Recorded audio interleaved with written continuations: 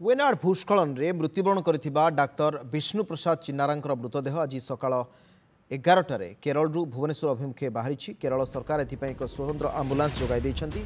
ए ambulance रे 3 जण driver अछंती। Ambulance Bhubaneswar पहुंचवा परे चौद्वार स्थित तांकर बासभवन को मृतदेह को नियाजिब। सड़क पथरे केरल भुवनेश्वर पहुंचवा 34 घंटा समय लगिब। परे पुरी रे शेषकृत्य संपन्न कराजिब। एहा बाद समस्त खर्च राज्य सरकार वहन करुछंती बोली ओडिशा परिवार निर्देशक दिलीप राउतराय कहिछंती। राज्य सरकार निर्देश रे ओडिशा परिवार निर्देशक एवं स्वास्थ्य विभाग युग्म निर्देशक डाक्तर अर्घ्य प्रधान केरल जाइछंती। डाक्तर चिन्नारांक पत्नी प्रियदर्शिनी पाल सुस्थ होई सारिछंती। से आज डाक्तरखाना डिस्चार्ज हेबे। निज परिवार सहित आसंताकाली भुवनेश्वर फेरिबे। तेबे डाक्तर स्वाधीन पंडा को एपर्यंत ठाब करा जाई पार नाही। तांका परिवार भी वेनाड रे अछंती। डाक्तर स्वीकृति महापात्र एबे आईसीयू रे चिकित्साधीन। भूस्खलन रे तांका फुसफुस भितर को माटी पसि जाइछि। डाक्तर को उद्यम क्रमे किछि माटी सफा करा जाइथिले मध्ये एबे भी अल्प किछि माटी रहि जाइछि। तांका स्वास्थ्य अवस्था एबे स्थिर रहिछि। तांका मानसिक साहस देबा पई तांकर 3 जण सहपाठी तांका सहित अछंती।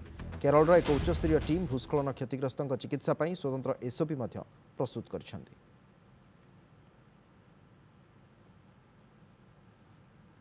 आमे जो 4 जण ओडिया व्यक्ति माने जो माने एठी फसी रहिथिले एई भूस्खलन रे ता बादे कोनोसी ओडिया लोक अफेक्टेड हिथिबार खबर नाही। डॉक्टर विष्णु प्रसाद चिनारा तांकर मृत शरीर तांकर मर शरीर को आज आमे सड़क पथ जोगे भुवनेश्वर को स्थानांतरित करछु। भुवनेश्वर से तापरे तांकर पैतृक स्थान चौद्वार जिबे। तापरे जाई पुरी रे तांकर शेष कृत्य संपन्न करा जिवो। तो केरल सरकार तांको पई गोटे स्वतंत्र एम्बुलेंस जोगे दैछंती एवं ओडिशा सरकार जिबा आसीबार समस्त खर्च वहन करिवे बोली ओडिशा सरकार कहिसंती।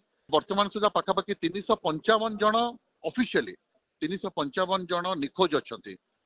तेणु आमे आशा करिबा समस्त सहयोग तो आमे प्रदान करिछु। आमे भगवान को पाखरे आमे प्रार्थना करिबा जे जो माने बंचिचंती से माने सुस्थ हो जातु एवं जी मृत एवं आत्मा सद्गति लाभ करू।